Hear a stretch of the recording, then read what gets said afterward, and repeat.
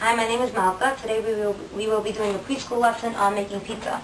As our class has been working on the theme of cooking and kitchen, we have been focusing on the various utensils and their uses, the various items in the kitchen, and that which is done when our parents are cooking at home.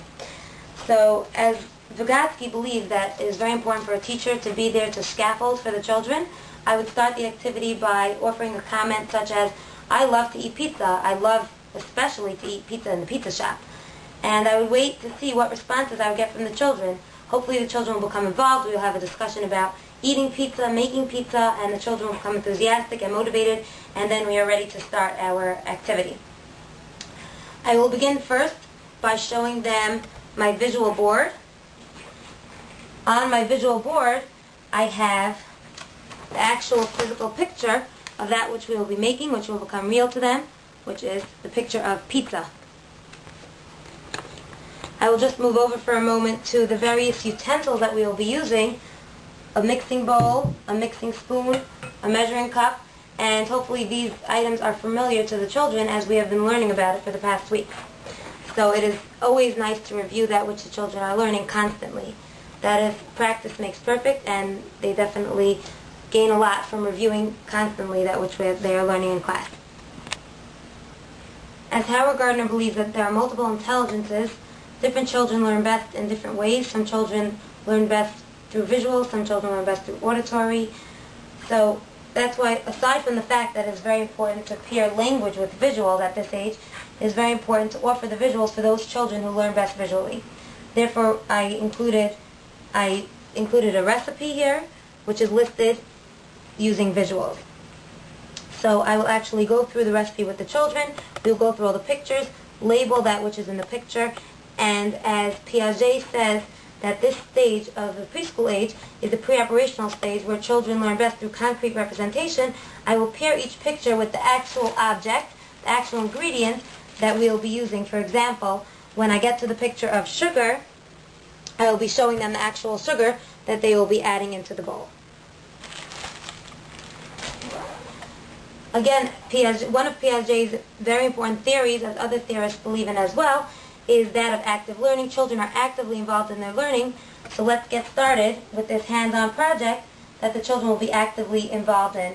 They will actually roll up their sleeves and get involved in adding the different ingredients, mixing it around, shaping the dough, etc. Let's move to the recipe.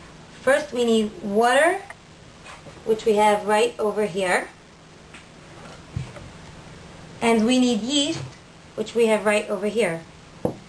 We will put together the yeast and the water, and then I would ask a question to the children, such as, what do you think is going to happen when we mix this together? I will let them think about it, and I will set the mixture aside, and maybe let them offer some predictions about what they think will occur, and we will watch and see, and wait until later when it is finished bubbling. Afterwards, we will add all the dry ingredients, as it says on the recipe card here, and then once all the dry ingredients are added back to the yeast, the children will see that it rose, and we will talk about this scientific experiment that they have just done. Once all the ingredients are mixed together, the children will knead the dough, knead all the ingredients into a dough. So and then once they see the dough right in front of them, it becomes even more real because they see that that which they have worked hard on is becoming reality. They really are making pizza. Let's talk about some of the goals that were involved in the process that we just did. As we add and mix ingredients, I like to incorporate songs talking about what we're adding and what we're mixing, because I find that songs definitely enhance the language of the children. So, talking about language, let's go to some of the goals that we are working on while doing this activity. One of the fundamental goals that we work on at the preschool level is language, as children are constantly developing their language at this stage. So again, we are offering a lot of language just by labeling the objects, but aside from that, we're trying to encourage discussion revolving around that which we are doing, again, increasing the higher level language. Some of the other goals that we are working on are turn taking. The children are clearly taking turns adding and mixing. We are working on social interaction. The children are sitting around the table together where they interact. We encourage them to interact, to discuss, to share that which they have. Listening skills and following directions. We are telling them what to do next, and hopefully they will learn, or they are in the process of learning, what is expected of them when they are given instructions. A positive attitude towards learning also is a very important goal that we want to work on throughout the year, throughout all of the children's learning, and this is definitely a motivating activity that will hopefully create a positive attitude towards learning in the children. Let's talk about some of the readiness skills that we can work on while doing an activity like this. Firstly, counting is a very good skill to work on, as we can count how many cups of each item we are adding or how many spoons of each item we are adding. Counting as a class makes the children excited, motivated, and those who have a hard time learn best by hearing it reiterated over and over again. We can work on matching, as we match each ingredient, each actual ingredient, to the pictures that we have over here. Impulse control is a very important goal that we need to work on as well. So the children are working collaboratively, and they need to learn to be calm and wait until it is their turn. Again, as we go on with this activity, the teacher is constantly modeling. She's modeling language, she's modeling appropriate behaviors. We don't stick our hands inside the bowl, we don't stick our hands inside our mouth, etc. And again, she's constantly scaffolding, asking questions to encourage discussion on behalf of the students. Once they are finished mixing all of these ingredients, we now will allow them, once knowing that their hands are washed and they haven't gone anywhere where they aren't supposed to, we'll allow them to knead the ingredients together until we have a dough. The children are usually very excited once they see the dough, as their activity and their hard work is becoming reality. I will use a regular sized pizza pan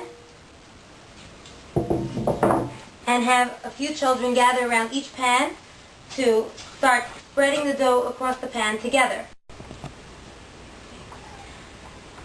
I will have the children spread out the dough. Each group around the pan will spread out the dough within the pan, and this definitely enhances the collaboration and definitely enhances the chance for good social interaction, as the children are really sitting and doing this part together.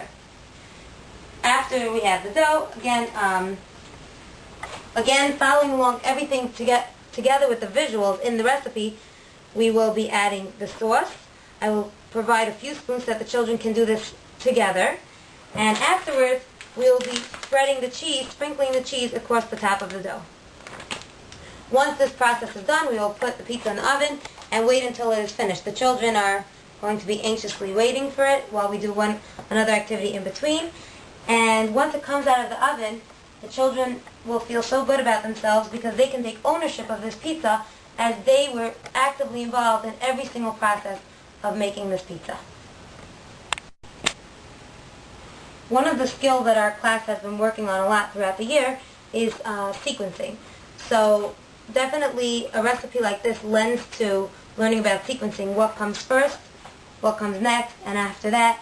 And so at the end of this activity, once the pizza is in the oven or done, I would like to review with the class, what did we do in order to get to the final product of the pizza? What did we do first? What came afterwards? Etc., etc., reviewing the sequence.